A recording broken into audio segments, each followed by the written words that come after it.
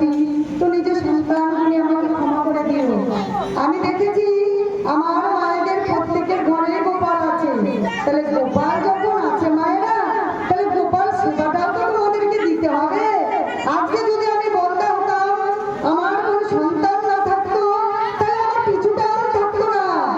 আজকে যখন আমার একটা সন্তানকে আমি জন্ম দিয়েছি, যখন আমার সন্তান আছে, তাহলে সেই সন্তানটাকে তো আমার সেবা দিতে হবে, সময় মতো তাকে খাবার দিতে হবে।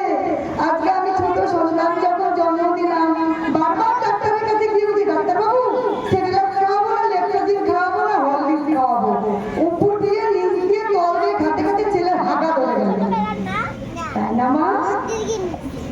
আর আমার যে ঘরে গোপাল আছে, তার জন্য বাজারে গিয়ে আমি নকুল দানা না হিন্দুল দানা কি আনি, তাদের জন্য আমি আমরা হিন্দুল দানা দুটা করে হিন্দুল দানা দিয়ে দিই, খালে খা না গেলে না খা।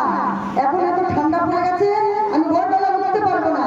আর যদি তোমার কোলের সন্তানটা হতো মা, বিছানার মধ্যে আগুন করে দিত আর খাওয়ার জন্য কে করে কান্না করতো, তখন কি বলতো, থাক আর বলি আমি ঘুমাই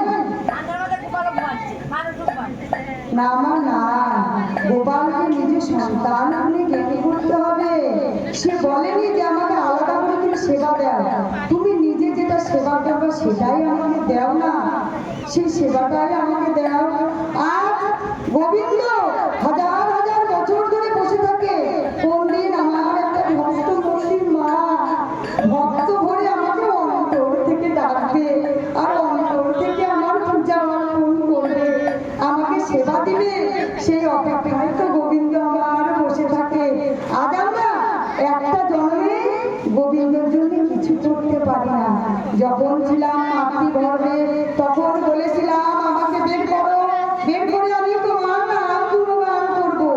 আর যখন ধরাধামে চলে এলাম, মায়ার বন্ধনে গোবিন্দকে ভুলে গেলাম আর মায়াটাকে আচ্ছাদন করে নিলাম। তাই আমার প্রভু বলছে, এ জগতে, এ সংসারে, এ কলিযুগে তোমাদের কিছু করতে হবে না, শুধু বাহু তুলে তোমরা হরিনাম করো, হরিনাম করো আর হরিনাম করো। আমরা গোবিন্দের তট বসানোর সঙ্গে সঙ্গে পাশে আমাদের যে কলির ভগবান, আমরা মায়েরা অনেকেই জানি না যে আমাদের কলিতে জন্ম মারা, আমরা সত্য যুগে জন্ম না, আমাদের ত্রেতা যুগে জন্ম না, আমাদের দাপর যুগে জন্ম না, আমাদের কলি যুগে জন্ম।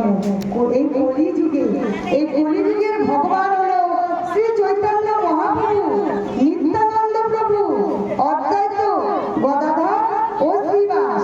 তাই জন্যে তাদের